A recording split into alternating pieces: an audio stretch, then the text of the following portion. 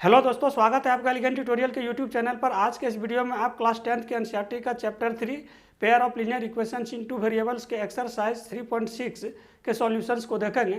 तो चलिए वीडियो को स्टार्ट करते हैं। एक्सरसाइज 3.6 का क्वेश्चन नंबर 2 है कि formulate the following problems as a pair of linear equations and hence find their solutions. तो इस क्वेश्चन नंबर में टोटल 3 पार्ट्स दिया हुआ है। ठीक है, क्वेश्चन नंबर 2 में टोटल 3 पार्ट्स है। तो उसी 3 पार्ट्स में से ये फर्स्ट पार्ट है। क्या है क्वेश्चन कि Ritu can row downstream 20 kilometre in 2 hours and upstream 4 kilometre in 2 hours. तो find her speed of rowing in still water and the speed of the current. तो यहाँ पर सबसे पहले हम लोगों को इस डाउन स्ट्रीम और अप स्ट्रीम, ये जो 2 वर्ड है यहाँ पर, तो इसको समझना है पहले।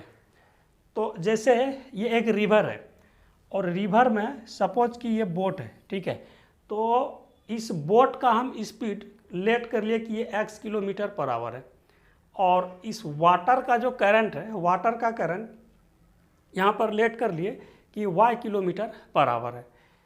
तो दोनों का डायरेक्शन अगर सेम है, मीन्स नाव भी इस डायरेक्शन में जा रही है और वाटर का फ्लो वह भी अगर इसी डायरेक्शन है में, जैसे कि सेम है दोनों का डायरेक्शन, तो हम उसको क्या कहेंगे कि ये डाउन स्ट्रीम में है।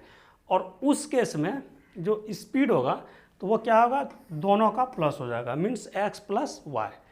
इसका x है और इसका y है। तो अप स्ट्रीम में क्या होता है, तो अप स्ट्रीम में जस्ट इसका अपोजिट, जैसे कि बोट जा रही है इस डायरेक्शन में और वाटर का जो फ्लोइंग का डायरेक्शन है वो अपोजिट डायरेक्शन में है। तो इस केस में हम इसको क्या कहेंगे, ये अप स्ट्रीम है। और उस केस में जो इसका स्पीड होगा तो क्या आ जाएगा, माइनस हो जाएगा, x माइनस वाई। जैसे यहाँ पर इसका x था किलोमीटर पर आवर और स्पीड ऑफ द करंट तो ये y किलोमीटर पर आवर, तो इसको माइनस कर देने से ये अप स्ट्रीम का स्पीड निकल जाएगा। ठीक है, तो अब यहाँ पर हम क्वेश्चन की ओर आते हैं कि Ritu can row downstream 20 kilometre in 2 hours. तो डाउन स्ट्रीम, तो सबसे पहले तो यहाँ पर समझना है कि दोनों का डायरेक्शन एक है। तो डाउन स्ट्रीम में रितु, ठीक है, 2 आवर्स में कितना किलोमीटर जाती है, तो 20 किलोमीटर जब डाउन स्ट्रीम में जा रही है। तो वहीं पर आगे है and upstream 4 kilometre in 2 hours, और अप स्ट्रीम में जा रही है। तो अप स्ट्रीम में जा रही है कितना किलोमीटर, तो अप स्ट्रीम में जा रही है वो 4 किलोमीटर और 2 आवर्स, समय लग रहा है इसको कितना, 2 आवर्स। तो क्या हमको फाइंड करना है कि find her speed of rowing in still water. तो स्टिल वाटर में उसका स्पीड कितना और speed of the current, water जो फ्लो रहा है, ठीक है, तो उसका स्पीड कितना। तो यहाँ पर जिस चीज़ को हमको फाइंड करना है तो उसी चीज़ को हम लेट कर लेते हैं। तो यहाँ जैसे let the speed of Ritu in still water भी x kilometre per hour, let कर लिए कि रितु का जो स्पीड है इन स्टिल वाटर है ना, तो x किलोमीटर पर आवर है एंड स्पीड ऑफ स्ट्रीम भी y किलोमीटर पर आवर। तो अब यहाँ पर हम इसके इक्वेशन को फ्रेमिंग करते हैं। तो for down stream, down stream, तो यहाँ पर डिस्टेंस कितना है, डाउन स्ट्रीम में डिस्टेंस है 20 किलोमीटर, तो डिस्टेंस 20 किलोमीटर, ठीक है। और टाइम कितना है, टाइम कितना देर में जाती है वो, तो 2 आवर्स, तो टाइम 2 आवर्स। और स्पीड क्या, तो डाउन स्ट्रीम का स्पीड कितना है, तो x प्लस वाई, ठीक है, x plus Y kilometre per hour. तो यहाँ पर हम लिखेंगे स्पीड x प्लस वाई और किलोमीटर पर आवर। यहाँ पर हम एक फॉर्मूला का यूज करेंगे, है ना, डिस्टेंस है, टाइम है और स्पीड है। तो डिस्टेंस इज इक्वल टू क्या होता है, तो distance is equal to speed into time. तो इसी फॉर्मूला का हम यहाँ पर यूज करेंगे distance is equal to speed into time. तो डिस्टेंस कितना था, तो डिस्टेंस है 20 किलोमीटर है, यहाँ पर 20 इज इक्वल टू स्पीड, ये स्पीड कितना है तो x प्लस वाई, ठीक है, x प्लस वाई। और टाइम कितना लग रहा है, तो टाइम लग रहा है यहाँ पर 2 आवर। तो इस तरह से इसका जो इक्वेशन आएगा कि x plus y is equal to 10, ये हो गया इक्वेशन फर्स्ट। इक्वेशन सेकंड को हमको अब लिखना है, तो कैसे लिखें, तो उसके लिए यहाँ पर क्या अप स्ट्रीम, तो अप स्ट्रीम का स्पीड क्या है, तो x minus y kilometre per hour, ठीक है। और फॉर्मूला क्या बताए थे, तो distance is equal to speed into time. तो अप स्ट्रीम में डिस्टेंस कितना कवर कर रही है, तो 4 किलोमीटर, ठीक है। तो 4, तो distance is equal to speed into time. तो स्पीड कितना है, ये x माइनस वाई, स्पीड ये x माइनस वाई। और टाइम कितना लग रहा है, तो टाइम लग रहा है इसमें भी कितना 2 आवर्स, तो ये हो गया 2, है ना। Distance is equal to speed into time. हम इसको सॉल्व करेंगे तो ये x माइनस वाई, इस 4 को 2 से क्या करना होगा, डिवाइड करना होगा, इज इक्वल टू 2। ये हो गया इक्वेशन सेकंड। अब इस दोनों इक्वेशन को हम एलिमिनेशन मेथड से सॉल्व करते हैं।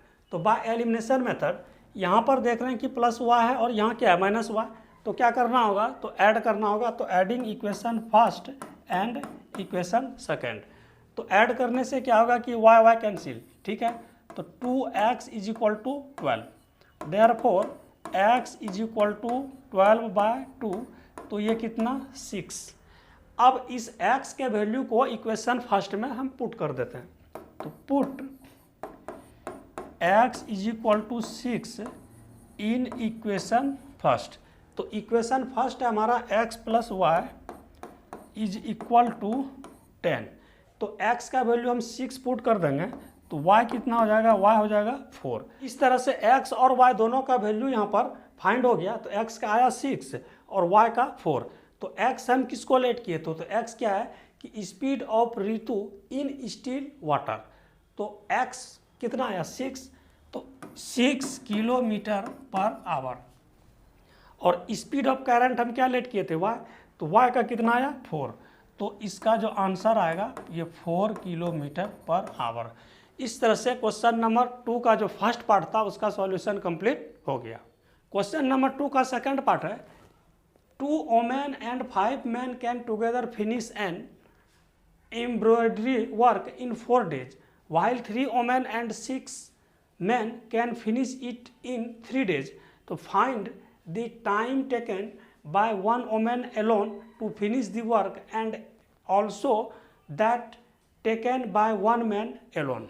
तो सबसे पहले हम इसके मीनिंग को समझते हैं कि क्वेश्चन कह क्या रहा है कि 2 women, 2 औरत और 5 पुरुष मिल करके, ठीक, एक एम्ब्रॉयडरी वर्क मीन्स क्या कि वो कपड़ा में सिलाई कढ़ाई वाला वर्क होता है, ठीक है, उसको मिल करके क्या करता है कि 4 डेज में कंप्लीट करता है। कितना, तो 2 मेंस और 5 मेन मिल करके। जबकि 3 वोमेन एंड 6 मेन उसी वर्क को, है ना, सेम वर्क को वो 3 डेज में फिनिश कर देता है। तो फाइंड द टाइम टेकन, तो टाइम टेकन निकाला है। 1 वोमेन अगर अकेला उसी वर्क को करे तो कितना समय लेगी, और 1 मैन अगर फिर उसी काम को करे सेम वर्क को तो उसको फिर कितना समय लगेगा। तो यही इस क्वेश्चन में हमको निकालना है। तो यहाँ पर क्या करेंगे कि लेट कर लिए, ठीक है, let the number of days taken by a women be x। Let कर लिए कि नंबर ऑफ डेज, ठीक है, वो वोमेन के द्वारा जो यहाँ पर लग रहा है वो कितना है x। तो उस वोमेन के द्वारा वर्क डन क्या होगा, वर्क क्या होगा उसका, तो वर्क हो जाएगा 1 डे का कितना, तो 1/x पार्ट, ठीक। उसी तरह से ये तो हम x लेट किए वोमेन का, तो अब यहाँ पर हम मैन का लेट कर लेते हैं यहाँ पर, है ना। And also let the number of days taken by a man. तो मैन के द्वारा है ना जो लेट किया गया नंबर ऑफ डेज वो कितना, वो y। तो उसी तरह से इसका जो वर्क डन होगा, एक मैन का जो वर्क डन होगा 1 डे का, वो कितना आ जाएगा 1/y पार्ट। तो 1 वोमेन का जो वर्क डन है कितना, तो 1/x, और 1 मैन का कितना है तो 1/y। तो इसको इक्वेशन में हम कैसे लिखेंगे, तो 2 वोमेन, तो हम क्या लिखेंगे यहाँ पर, तो 2 इंटू 1/x, ठीक है, 2 इंटू 1/x, और यहाँ पर क्या एंड, तो प्लस, ठीक है, 5 मैन, तो 1 मैन का वर्क डन है कितना 1/y, तो 5 मैन का वर्क डन कितना आ जाएगा, तो 5/y plus 5/y is equal to 1/, ये कितना टाइम लग रहा है इसको, तो 4 डेज, 1/4। तो 2/x plus 5/y is equal to 1/4, ये इक्वेशन फर्स्ट हुआ। अब उसी तरह से यहाँ पर है व्हाइल 3 वोमेन, तो 1 वोमेन का 1 डे का जो वर्क डन है वो कितना है 1/x, तो यहाँ पर क्या है हमको 3 वोमेन, तो 3/x प्लस, और क्या है कि 6 मैन, तो 3/x प्लस 6/y इज इक्वल टू, और टाइम कितना लग रहा है, कितना डेज, तो 3 डेज, मीन्स 1/3। तो इसको हम क्या करेंगे कि इक्वेशन सेकंड लेट कर लेंगे, ये हो गया इक्वेशन सेकंड। अब इस दोनों इक्वेशन को सॉल्व करना है, तो इस तरह का क्वेश्चन हम सॉल्व कर चुके हैं। इसी एक्सरसाइज के क्वेश्चन नंबर 1 में आपको इस टाइप का क्वेश्चन मिल जाएगा, तो फिर भी यहाँ पर हम इसको सॉल्व कर देते हैं। तो यहाँ हमको देखना है कि इसमें कॉमन क्या है दोनों में, तो 1/x यहाँ पर भी है और 1/x यहाँ पर भी है। यहाँ पर भी देखते हैं कि 1/y है और यहाँ भी 1/y है, ठीक है। तो क्यों ना हम इसको लेट कर लें, तो let 1/x is equal to k and 1/y is equal to m, ठीक है। तो 1/x को हम k लेट कर लिए और 1/y को m, तो इसको हम क्या लिखेंगे, इसको लिख सकते हैं ना 2k plus 5m is equal to 1/4, ठीक है। इसको हम इक्वेशन इसको इक्वेशन हम थर्ड लेट कर लिए। उसी तरह से 3/x है, तो हम इसको क्या लिखेंगे, इसको लिखेंगे 3k प्लस ये कितना, तो ये हो जाएगा 6m इज इक्वल टू 1/3, ये इक्वेशन 4। तो ये 2k क्यों हुआ, कैसे हुआ, तो यहाँ पर हम इसको देखते हैं। तो 2/x को हम लिख सकते हैं ना 2 इंटू 1/x, तो 2 और 1/x को हम क्या लेट किए हैं k, तो यहाँ पर अगर हम k वैल्यू पुट कर दें तो इसको मल्टीप्लाई करेंगे तो क्या होगा 2k। उसी तरह से यहाँ पर 5m है ना, 3k 6m। अब क्या करेंगे, इसको हम एलिमिनेशन मेथड से सॉल्व करेंगे। तो एलिमिनेशन मेथड से सॉल्व करने के लिए क्या करना होगा कि या तो k को हमको इक्वल करना है या फिर m को इक्वल करना है, तभी क्या होगा एलिमिनेट होगा, मीन्स कैंसिल होगा, ठीक है। तो कैसे करें, तो यहाँ पर हम देखते हैं कि ये 5m है और ये 6m है, तो अगर m को हम रिमूव करें तो उसके लिए क्या करना होगा कि इक्वेशन थर्ड में हमको 6 से मल्टीप्लाई करना होगा और इक्वेशन फोर्थ में हमको 5 से मल्टीप्लाई करना होगा। तो क्या करते हैं कि हम k को है ना एलिमिनेट करते हैं, तो k को एलिमिनेट करने के लिए क्या करना होगा, इसको हम 3 से मल्टीप्लाई करते हैं इक्वेशन थर्ड को, और इक्वेशन 4 को हम 2 से मल्टीप्लाई करते हैं। तो मल्टीप्लाई हम कर देते हैं इसको, तो ये कितना आ जाएगा 6k plus 15m is equal to 3/4, ठीक है। ये इक्वेशन हम इसको 5th इक्वेशन दे देते हैं, ठीक है। और हम अब क्या करेंगे कि इस इक्वेशन 4 में 2 से हम मल्टीप्लाई किए, तो ये कितना आएगा, ये 6k plus 12m is equal to ये कितना होगा, तो 2/3। इसको हम लेट कर लिए इक्वेशन सेकंड। अब यहाँ पर क्या करेंगे कि इसको यहाँ देखते हैं कि क्या करने से रिमूव होगा ये k, तो इसको हम सब्ट्रैक्ट अगर कर दें है ना, इसको सब्ट्रैक्ट कर देते हैं, तो इक्वेशन 5 में से इक्वेशन 6 को हम सब्ट्रैक्ट कर दें तो ये तो कैंसिल हो गया, ठीक है। अब 15m माइनस 12m तो कितना 3m इज इक्वल टू, और 3/4 माइनस 2/3 तो क्या होगा 3/4 माइनस 2/3, तो इसका एलसीएम कितना 12, ठीक। और ये 9 माइनस 8 तो ये कितना होगा 1/12, ठीक है।